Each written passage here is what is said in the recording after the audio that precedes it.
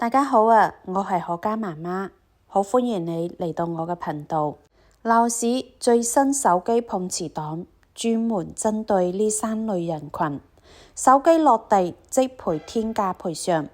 醒目香港大姐兩招擊退騙子，手機碰瓷騙術，揭曉技巧必睇啊！今日呢條片呢，事關你同屋企人出街嘅人身財產安全。最近香港內地各大鬧市、商場、地鐵站、步行街，新型手機碰瓷黨全面爆發，專門針對呢三類人。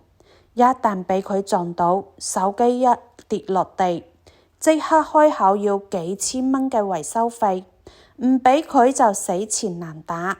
好多人怕麻煩驚事，當場撕咗，白白俾人屈走幾千蚊。今日我用真實發生喺銅鑼灣真人真事，同大家完整咁講呢個碰瓷嘅過程，拆解騙子嘅全部套路，再教大家醒目香港大姐用嘅兩招必殺技，一秒擊退騙子，出街必睇，即刻收藏轉俾屋企人睇。我哋依家直接講真實發生喺2026年3月銅鑼灣鬧市嘅一單手機碰瓷案，全程都係細節全部公開，聽完你就知騙子有幾陰毒啦。事發喺銅鑼灣崇光百貨附近，人流量超級大，一位大姐行緊路，低頭咁睇住手機行緊路，突然間一名中年男人假裝一邊打電話一邊行路，即刻向大姐呢邊靠埋。無論大姐點樣閃避，佢都故意撞埋嚟。砰一聲，呢個男人順勢將手中嘅 iPhone 跌落地，屏幕即刻就跌到爆裂，裂痕密密麻麻。跟住呢個男人即刻翻面，拉住呢位大姐，好惡咁鬧：你行路唔帶眼啊！撞到我部手機啦！我嘅 iPhone 先買冇幾耐，換屏要5000蚊，即刻賠俾我！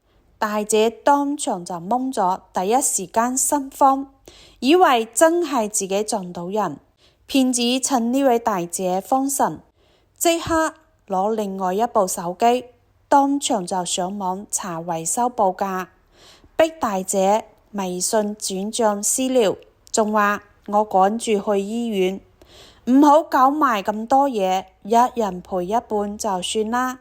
步步咁逼緊施壓，好多人呢個時候為咗唔想圍觀，唔想麻煩，就會乖乖地轉錢啦。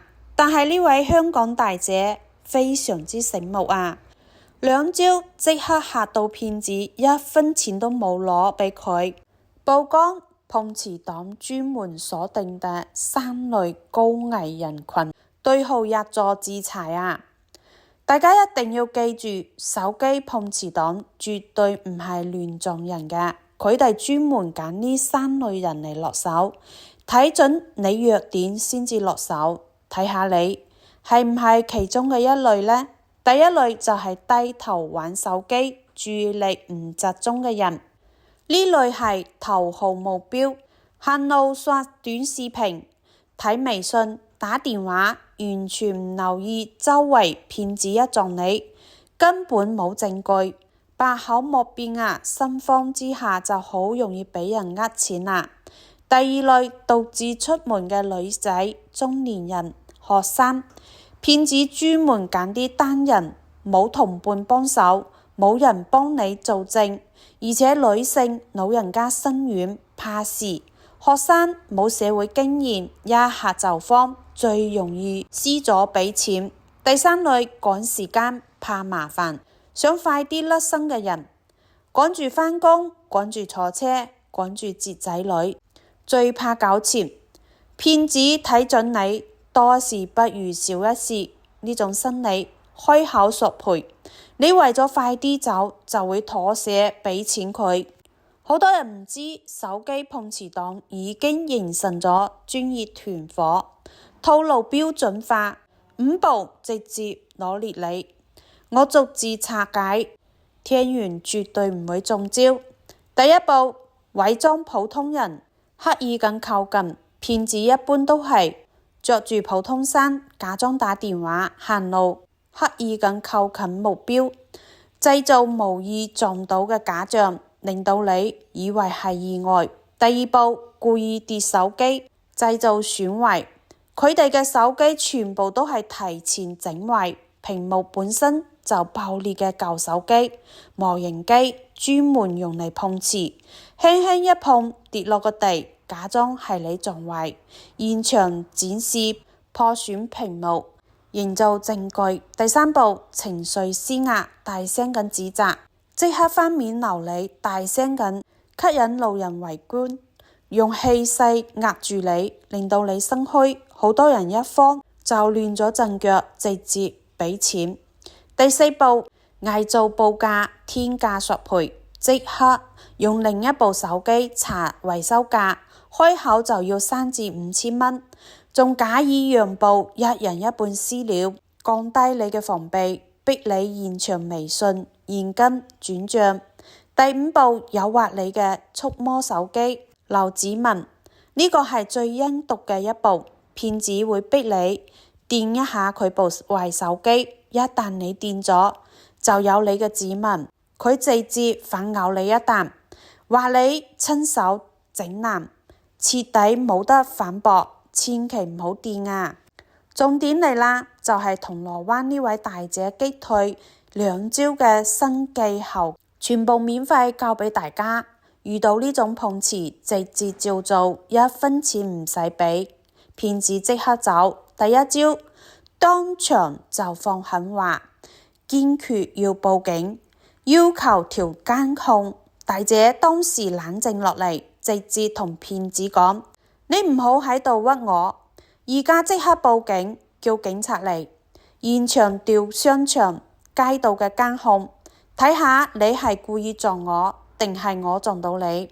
大家記住，樓市、商場、地鐵站全部佈滿監控，騙子最怕報警，最怕調監控。一聽到你要報警，99%嘅騙子即刻就腳軟，轉身就走啦，因為佢哋心虛，根本唔敢見警察。第二招，全程唔掂對方手機，拒絕私聊，1分錢唔轉。大姐全程冇掂過騙子嘅壞手機，防止留指紋，而且堅決唔微信轉賬，唔俾現金，一口咬死，要賠就警察嚟處理，私聊冇可能。騙子見屈唔到錢，又驚警察嚟，冇幾耐就頭得咁走咗。呢2招大家一定要記死。今日呢條片呢，用嘅係真實香港案例，同大家拆穿最新嘅手機碰瓷所有嘅套路，仲教咗大家保命嘅2招反擊技巧。大家睇完呢，記得轉發俾屋企人或者係親戚朋友，尤其係老人家、仔女同埋啲學生，一定要睇啊！好啦，今日就分享到呢度啦，希望可以幫到大家啦。我哋下期再見啦，拜拜。